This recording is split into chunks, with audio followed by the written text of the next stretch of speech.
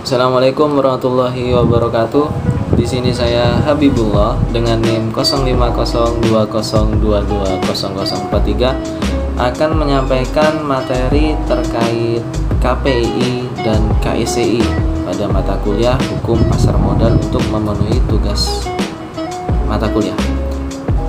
Dalam pelaksanaan transaksi di pasar modal tentunya ada beberapa badan pengawas, yang dimana badan pengawas ini bertujuan salah satunya untuk mengawasi, melindungi, serta mengamati kegiatan yang terjadi di pasar modal yang bertujuan untuk melindungi para pihak.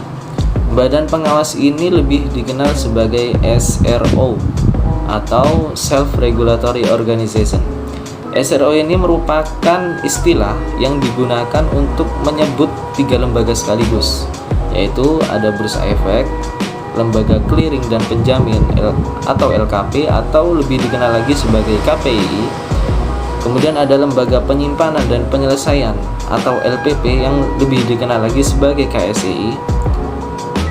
Dan SRO ini memiliki wewenang untuk membuat peraturan-peraturan yang mengikat badan atau organisasi yang terlibat dengan fungsinya tersebut, atau bisa juga dikatakan sebagai pengawas umum dalam pelaksanaan pasar modal.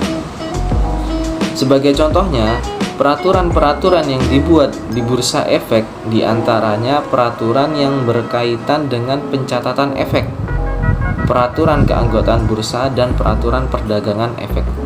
Akan tetapi, pada kesempatan kali ini saya akan hanya membahas tentang 2 lembaga, yaitu KPI dan KSEI. KPI ini didirikan berdasarkan Undang-Undang Nomor 8 Tahun 1995 tentang pasar modal, yang lembaga ini menyediakan jasa clearing dan penjamin penyelesaian transaksi bursa yang teratur, wajar, serta efisien. KPI memperoleh status sebagai badan hukum pada tanggal 24 September 1996 dengan pengesahan Menteri Kehakiman Republik Indonesia. 2 tahun kemudian, tepatnya pada tanggal 1 Juni 1998, perseroan ini mendapatkan izin usaha sebagai lembaga clearing dan penjamin berdasarkan surat keputusan Bapepam nomor Cap 26/PM/1998 atau Bapepam ini merupakan badan pengawas pasar modal yang mana sejak adanya Undang-Undang 21 tahun 2011 Bapepam digantikan menjadi OJK. KPI menyediakan layanan jasa clearing dan penjaminan penyelesaian transaksi bursa. Kehadiran KPI ini diperlukan untuk lebih meningkatkan efisiensi dan kepastian dalam penyelesaian transaksi Bursa Efek Indonesia. Clearing itu sendiri merupakan suatu proses penentuan hak dan kewajiban anggota clearing yang timbul karena adanya transaksi efek yang dilakukan di Bursa Efek, yaitu meliputi clearing itu sendiri dan penyelesaian transaksi yang bersifat ekuitas, derivatif, serta obligasi. Nah, sedangkan jasa penjaminan adalah jasa untuk memberikan kepastian dipenuhinya hak dan kewajiban anggota clearing yang timbul dari transaksi bursa. Ketentuan tentang penjaminan ini diatur lebih lanjut dalam peraturan OJK, BI, serta KPI itu sendiri. Dengan adanya penjaminan, pada akhirnya akan meningkatkan kepercayaan para investor untuk bertransaksi di pasar modal Indonesia. Kemudian lembaga yang kedua yaitu KSEI. Nah, KSEI ini didirikan di Jakarta pada tanggal 3 Desember 1997 dan memperoleh izin operasional sebagai lembaga penyimpanan dan penyelesaian dari Ketua Badan Pengawas Pasar Modal atau Bapepam atau sekarang disebut sebagai OJK melalui surat keputusannya nomor Cap 54/PM/1998 yaitu pada tanggal 11 November 1998.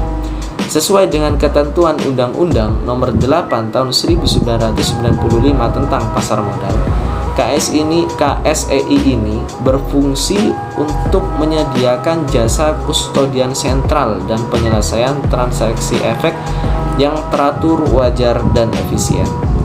Sebagai lembaga nirlaba dan SRO, KSEI terus berupaya untuk memberikan dukungan dan kontribusi bagi pengembangan pasar modal Indonesia, khususnya perekonomian nasional. Sesuai fungsinya, KSEI ini memberikan layanan jasa penyimpanan dan penyelesaian transaksi efek yang meliputi diantaranya yang pertama sebagai pengelolaan aset, mulai dari pembukaan rekening, perubahan data pemegang rekening, penutupan, bahkan sampai kepada pemblokiran rekening nasabah. Kemudian yang kedua sebagai jasa kustodian. Hal ini mencakup penyetoran, penarikan, rekonsiliasi deposit atau efek, penyelesaian transaksi yang terjadi di bursa maupun luar bursa hingga kepada tindakan korporasi. Kemudian yang ketiga, yang terakhir itu sebagai penyedia jasa lainnya seperti IPO dan penawaran tender.